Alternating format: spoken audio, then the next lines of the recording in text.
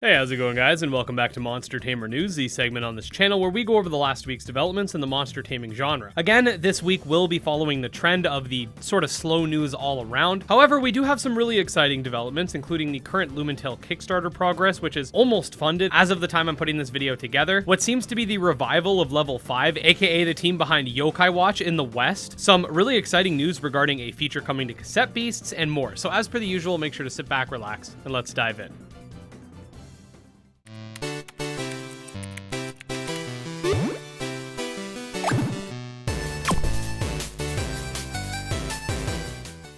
Okay, so first things first, the Lumentale Kickstarter had a very strong first week, with it securing roughly 95% of its Kickstarter goal as of the time I'm putting this video together. I'm not sure if it'll be funded by the time this video goes live, but it's really close. Now, that being said, there were unfortunately some people that put in very large donations and then backed out. This is a trend we've been seeing with Kickstarter projects as of recent. I'm not sure if people are doing it because it's supposed to be like a meme or something, but either way, once Lumentale hits that 75,000 euro goal, we could start seeing it work towards the Nintendo Switch, PlayStation, and Xbox stretch goals at 90,000, which I think will be pretty big for a lot of people. Now, that said, I see this every time a Kickstarter goes live, and I just want to remind people that if a Kickstarter campaign is not successful, nobody will be charged for it. I've seen a lot of people saying that they want to wait to make sure the game is funded because they're scared they're going to lose their money. That's not how Kickstarter works. They've also added an FAQ to the Kickstarter campaign, some add-ons which include some cards, digital art book, etc. And they do, of course, still have a demo in the works, which we'll be releasing at some point during the campaign, which in and of itself I think will propel the game's notoriety further.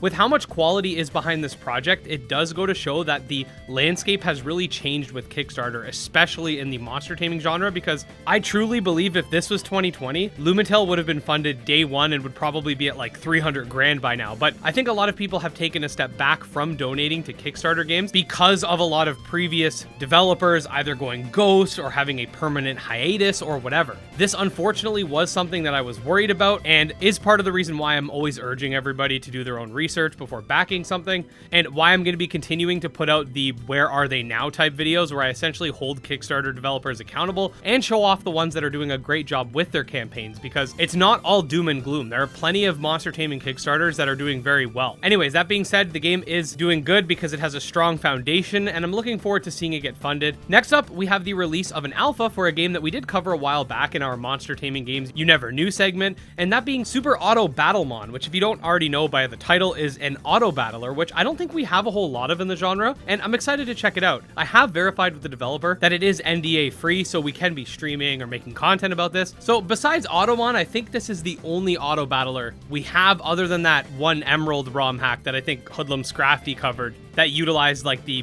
Battle Palace mechanics or whatever, which I also want to check out. That's pretty interesting. But anyways, if you want to check out their playtest, there will be a link to their official Discord below. Okay, so some pretty exciting Cassette Beasts news, which I'm not going to dive into completely here because despite the week being slow, it's not slow enough to where I could spend 10 minutes talking about one thing. But essentially, Cassette Beasts is adding a custom mode to their game in the same vein as something you'd see in Nexomon, Coromon, Abomination, Monster Sanctuary, etc. To me, it really says a lot that there is a need for these types of mechanics where you can add permadeath or randomized wild encounters or whatever, and those who are delivering on said need are the indie studios rather than the Pokemon company itself. Nuzlockes and randomizers were made possible through modding, and from what I understand, Pokemon doesn't really like that people do this to begin with, but instead of actually trying to implement something like that in their games to appeal to and listen to their fans, they kind of just ignore that aspect of their community. But on the flip side, you have many developers that are really willing to take the extra steps to satiate the crowd. So if you are someone interested in Nuzlockes and randomizers and stuff like that, you should be supporting these developers that go the extra mile in implementing said mechanics. In the next few days, we will have a video diving into what exactly the nitty-gritty is behind this custom mode for Cassette Beasts, so definitely stay tuned. Now, finally, before we jump into the rapid fire segment of today's video, I did cover this earlier today, so there's a good chance most of you have seen it, but Level 5, aka the developers behind Ni no Kuni and Yokai Watch, are looking to globalize once again, as it is stated in a job description that they posted. Now, what's very interesting, and I don't want to jump the gun here and get super excited, but it's the fact that they act like globalization of video games is this new thing, even though what would be considered really niche and,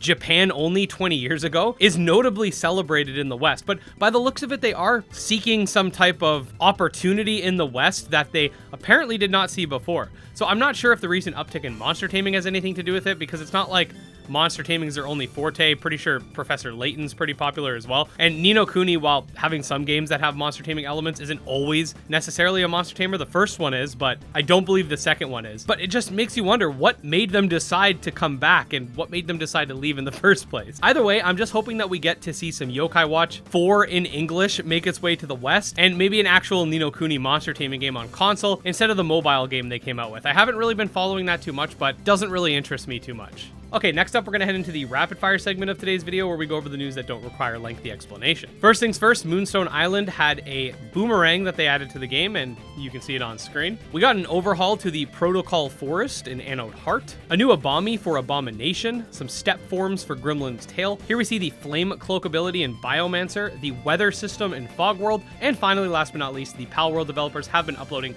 small gameplay clips, and what you're seeing on screen is a few of them.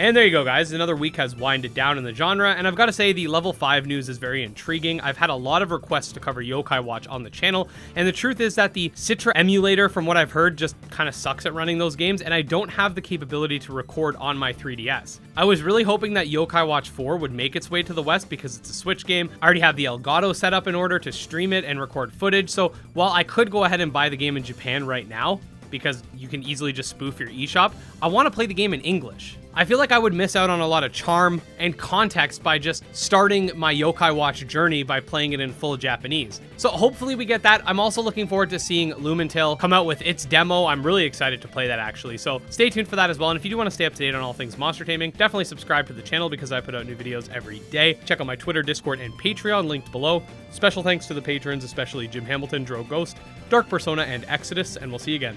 Peace.